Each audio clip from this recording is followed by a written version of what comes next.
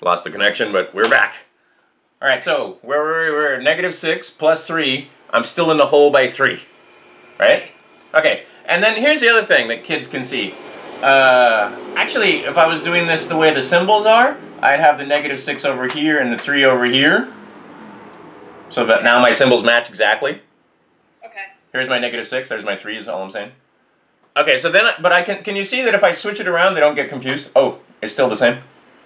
Yeah. But I guarantee you when I switch the symbols around, they get, we see it's -3. But if I switch the symbols around and I say 3 minus 6, kids usually think that one's easier. Usually.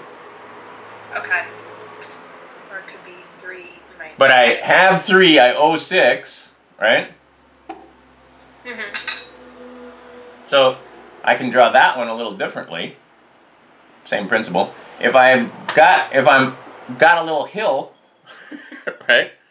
Yeah. And I'm up, let's try to make it up by 3, but then I dig down, I dig past my hill, and I go down 3 more. So I'm still -3.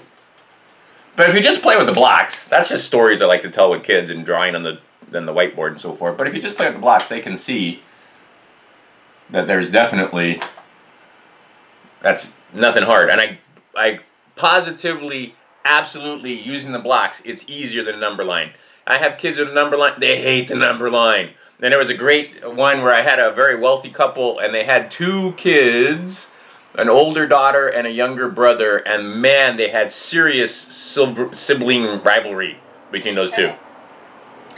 And the younger boy especially, right, wanted to be better than his sister and so forth, and the whole, she's a girl, but he was younger, so he was smaller, and the sister was stronger, blah, blah. Anyway, so in the math, she had learned using a number line and was completely confused and rather upset when it came to negative numbers.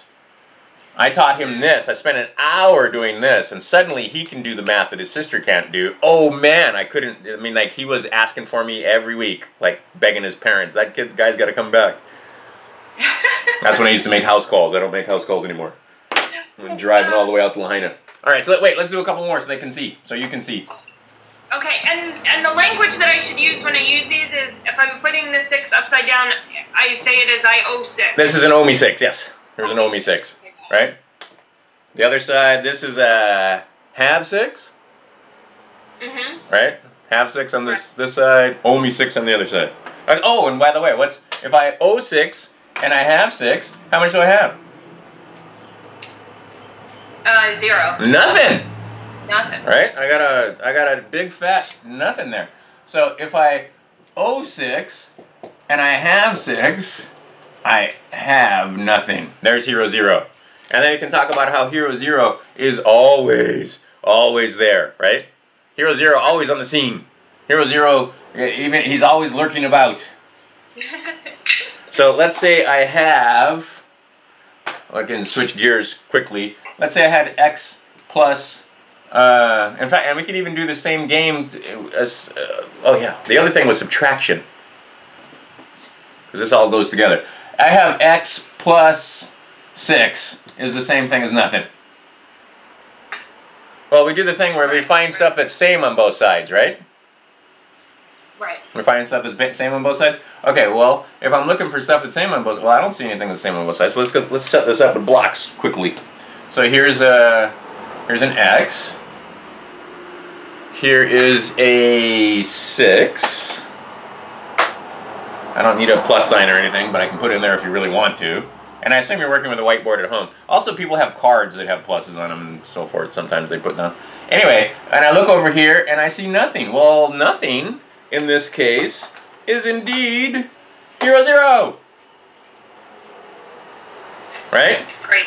Yeah. So now I see hero 0 over there, and I can go, well, I see the same stuff. X equals 6. Oh, excuse me, x equals -6. See how easy that is? Yeah. Very good. Huge concept. Hero 0 is such a huge concept. So you want to play games where they get to play around with hero 0 and see hero 0, right? Yeah. Okay, now we can even do the same thing. We can still play that same, we can still talk about hero 0, even if I'm just using quote-unquote regular numbers. using kid speak again. All right. You know what? I can actually zoom in a little bit. Why not zoom in since we have a chance? All right, there you go. Don't have to be so far away. Okay, so there is just a plain old 10. Now, if I take away, I'll use 6. Oh, I'll tell you what. Let's use something different because I've been using 6, and 5 is easier to see. If I take away 5, right? If I take, that's a take away 5 right there. See that? Mm-hmm. So here I really am using, because a lot of times I can build a 5 with one of these, and don't get caught up in the semantics and getting it right. So I can see I need 5 more there, right? Yes. Okay, so technically this would be 10 minus the 5 is 5, but let's fool around with that. Can you see right there? Oh, hero 0. Can you see that this part right here is 0? That's a 5 and a negative 5. So if I have 10, right, plus a negative 5, it's just 5.